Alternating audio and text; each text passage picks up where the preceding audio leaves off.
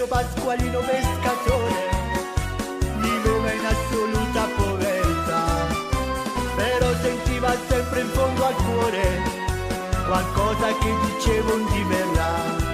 E Mondi giunse a Sorrento una principessa indiana con un grosso bastimento, la bellissima Cali.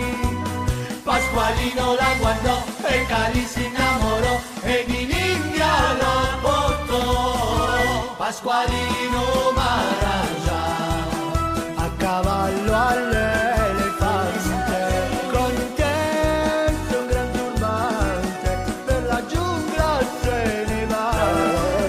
Pasqualino Maharaja non lavora e non fa niente, tra i misteri dell'Oriente fai una bambo fra gli indù, fra i misteri dell'Oriente fai una bambo fra gli indù. Uè, uè.